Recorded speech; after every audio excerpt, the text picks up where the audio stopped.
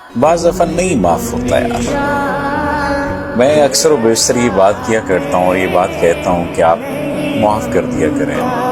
بدلہ لینے کا سب سے بڑا طریقہ یہ ہے کہ آپ معاف کر دیں. لیکن کچھ تکلیفیں ایسی ہوتی ہیں جو انسان اپنے سینے سے لگائے رکھنا چاہتا ہے. کچھ دکھ ایسے ہوتے ہیں جو انسان چاہتا ہے کہ اس کے سینے میں موجود رہیں, اس کے دل میں دھڑکن کی طرح موجود رہیں. یعنی ایک شخص کو جس سے آپ نے دن رات سوچا ہوتا ہے, ایک شخص کو جسے آپ نے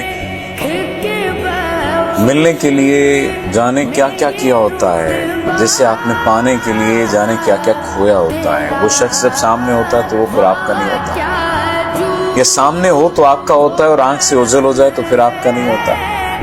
ایک ایسا عجیب دکھ ہوتا ہے کہ وہ اپنے حسن کو آپ پر نشاور کرتا پھرے لیکن محبتیں کہیں اور نشاور کرے.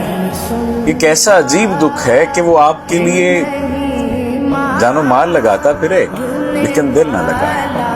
ایک ایسا عجیب دکھ ہے کہ وہ محبتیں کسی اور سے کرے, خواب اور خیال کسی اور کے کرے, دیکھے اور باتیں آپ سے کرے. آپ کو یقین دلائے کہ آپ اس کی زندگی میں کچھ نیا لے کر آئیں, کچھ نیا کرنے کے لیے آئیں اور پھر آپ کے ساتھ موجود نہ ہو. کیسا عجیب دکھ ہے.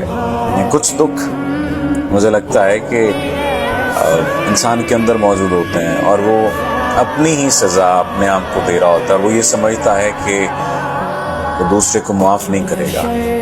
دوسرے کو معاف کرنا اس کے بس میں نہیں ہوتا, اس کے اختیار میں نہیں ہوتا. بعض دفعہ ضروری نہیں ہوتا معاف کرنا, لیکن یہ ضروری ہوتا ہے کہ آپ سنبھل جائیں. سنبھلنا سب سے زیادہ ضروری ہے اور سنبھلنا سب سے زیادہ مشکل کام ہے. یاد رکھیے اس دور ناگوار میں جینا کمال ہے, مرنا کوئی بڑی بات نہیں ہے. ہم مر ہی تو رہے ہیں. ہم سانس لیتے ہوئے جو زندگی گزار رہے ہیں, سانسوں کا لینا یا سانسوں کا نام زندگی نہیں ہے, زندگی گزارنے کا نام زندگی ہے. کوشش کیجئے اپنی زندگی کی ذمہ داری خود لیجئے, اور معاف اگر نہیں کر پا رہے تو کوئی بات نہیں, نہ کریں معاف. لیکن ایک بات ذہن میں رکھیں کہ آپ اپنے ساتھی ہیں, کوئی دوسرا نہیں ہے. اور اگر کوئی دوسرا ہوگا بھی تو اس کا کوئی نہ کوئی مطلب وابستہ ہوگا آپ سے.